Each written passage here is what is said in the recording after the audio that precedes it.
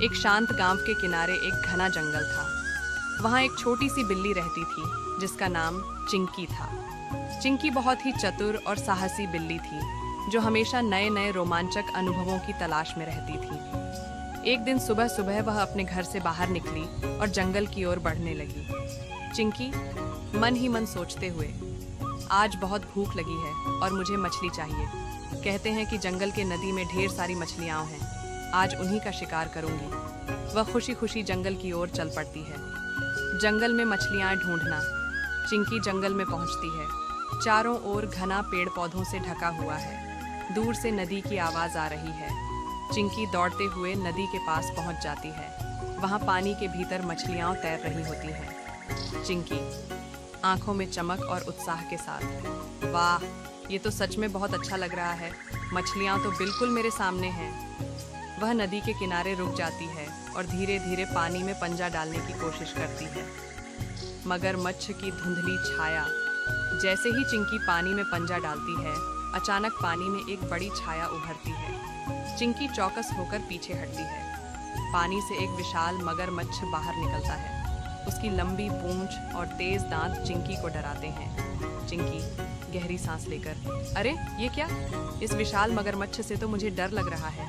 मगरमच्छ गहरी आवाज में, तुम कौन हो छोटी बिल्ली? ये मेरी नदी है, क्या तुम शिकार करने आई हो? चिंकी थोड़ी घबराई हुई, मैं तो मछली पकड़ने आई थी मगरमच्छ जी। आप मछलियों का शिकार करते हो? मगरमच्छ मुस्कुराते हुए, हाँ, लेकिन तुम्हें इस नदी में मछलियाँ नहीं मिलेंगी, ये मेरा इलाका है। चिंकी की चतुराई। चिंकी समझ जाती है कि अब अगर वह सावधानी से काम न करे तो उसे मुश्किल हो सकती है। उसने सोचा कि क्यों न उसे अपनी चतुराई दिखाकर मगरमच्छ को शांत किया जाए।